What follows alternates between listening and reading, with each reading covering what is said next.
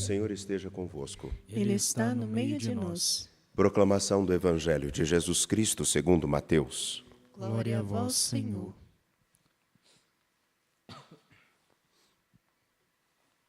Naquele tempo, os discípulos aproximaram-se de Jesus e perguntaram: Quem é o maior no reino dos céus?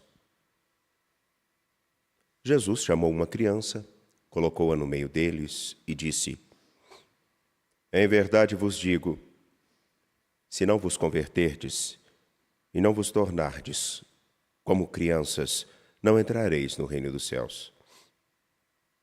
Quem se faz pequeno como esta criança, esse é o maior no reino dos céus. E quem recebe em meu nome uma criança como esta, é a mim que recebe. Não desprezeis nenhum desses pequeninos, pois eu vos digo que os anjos nos céus veem sem cessar a face do meu Pai que está nos céus. Que vos parece?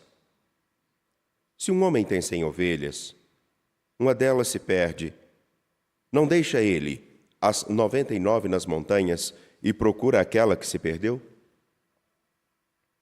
Em verdade vos digo, se ele a encontrar, ficará mais feliz com ela do que com as 99 que não se perderam.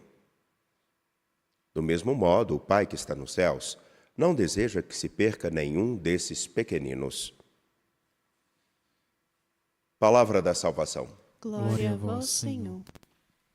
Caríssimos, caríssimas, nesta terça-feira da 19ª semana do Tempo Comum, encontramos-nos mais uma vez e temos a oportunidade de debruçarmos-nos sobre a Sagrada Escritura. Como de praxe, olharemos com atenção na parte da manhã para a leitura tirada do livro do Deuteronômio. Já à tarde, pretendo, como continuidade e também como possibilidade de vermos a riqueza daquilo que nos é dado, olhar com bastante atenção para Mateus, capítulo 18, versículos 1 a 14. Em Deuteronômio, capítulo 31, versículos 1 a 8, vemos um texto denso. Denso não pela complexidade das palavras, mas pela riqueza de sentido do que Deuteronômio busca comunicar na figura de Moisés. Ele, que na última semana, quando nos recordamos e acompanhamos a liturgia ao longo de todos os dias, teve um momento infeliz. Lembremos-nos. O povo tinha sede, e para dar água ao povo, o Senhor disse: Fala, levanta o cajado e fala, para a água jorrar água, para a pedra jorrar água. Ele, então, bate o cajado 2 vezes na rocha.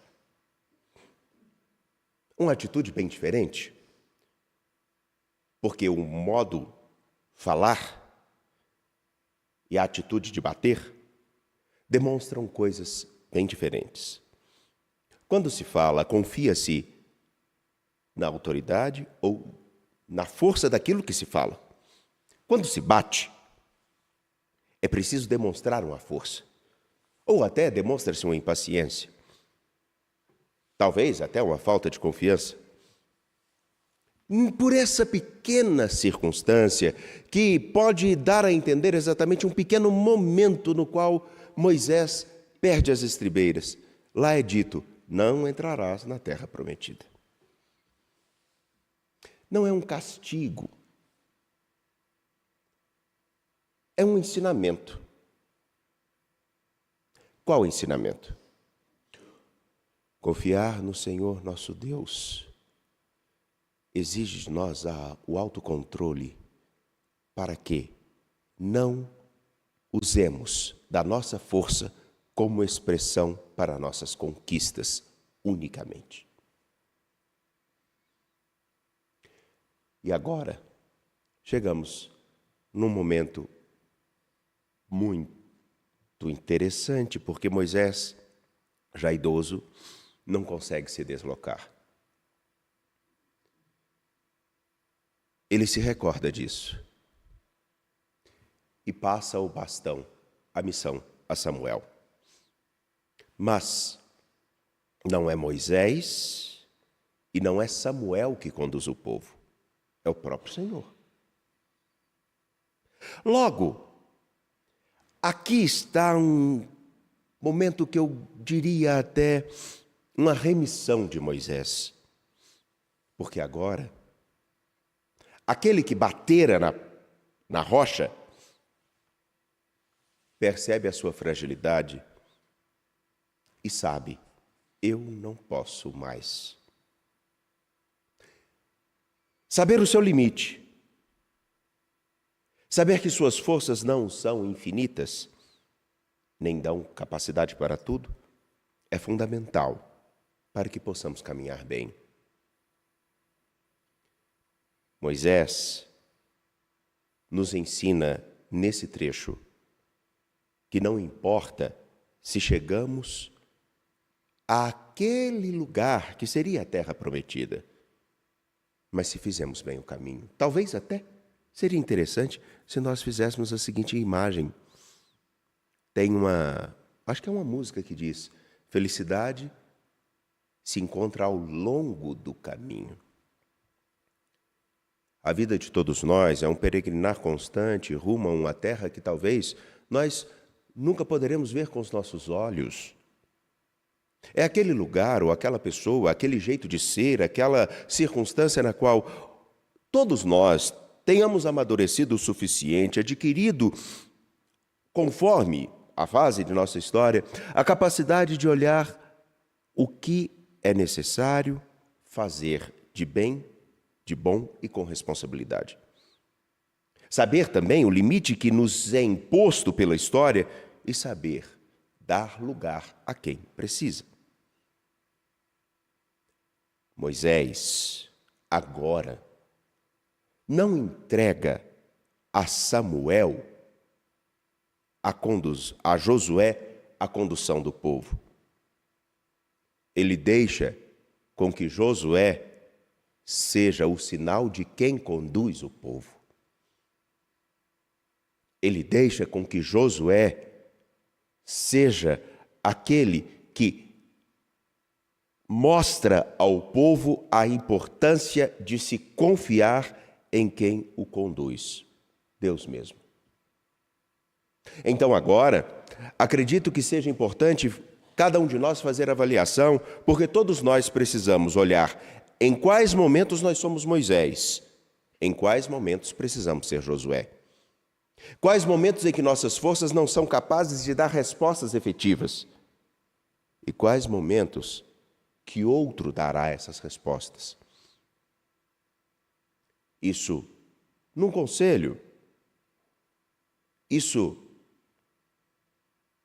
na vida, no trabalho, na família, na igreja. Há um momento em que vamos e outros chegam.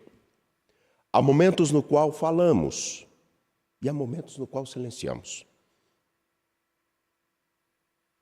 Moisés chamou Josué e diante de todo Israel disse, como que confirmando aquilo que esse homem deveria ser a partir de então: ser forte e corajoso, pois és tu que introduzirás este povo na terra que o Senhor, sob juramento, prometeu dar a seus pais. E és tu que lhe darás a posse dela. O Senhor, que é o teu guia, marchará à tua frente, estará contigo e não te deixará nem te abandonará. Por isso, não temas, nem te acovardes. Sê firme, enfim, e confia naquele que te conduz.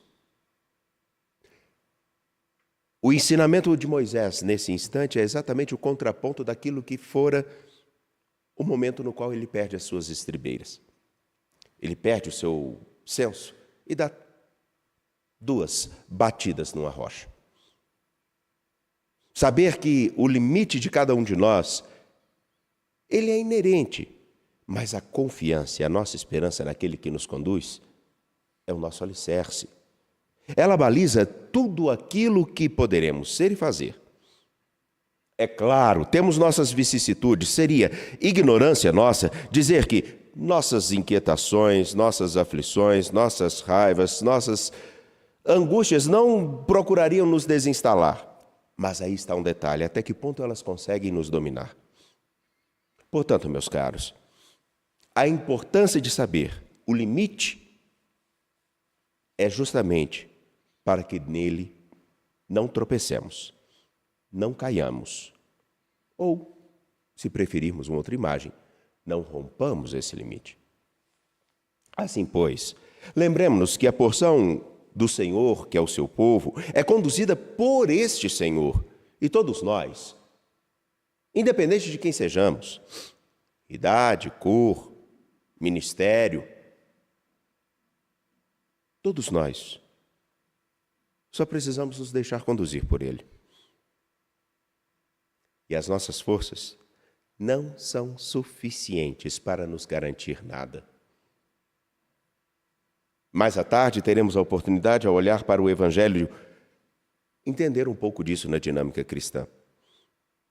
Na dinâmica de que todos nós, tirados da água pelo batismo, todos nós precisamos deixar com que Ele sempre seja o nosso condutor. Recordemos com incessante frequência os dias que se passaram e relembremos das antigas gerações que sofreram, que tiveram momentos singulares onde que só o Senhor os guardou e somente com o Senhor poderiam contar. Lembrar efetivamente que o nosso viver e a nossa história, marcado pela nossa idade, ainda é muito pouco diante de tudo que a história do que da história se fez e aonde se viveu. E não nos acovardarmos, mas também não nos deixarmos perder em angústias, tristezas, alegrias. Sempre mantermos o nosso coração alicerçado naquele que assumiu nos conduzir. Mas ninguém pode conduzir outra pessoa se ele não deixar. A maturidade de alguém está exatamente nisso. Passa pela capacidade de reconhecer até onde eu posso ir.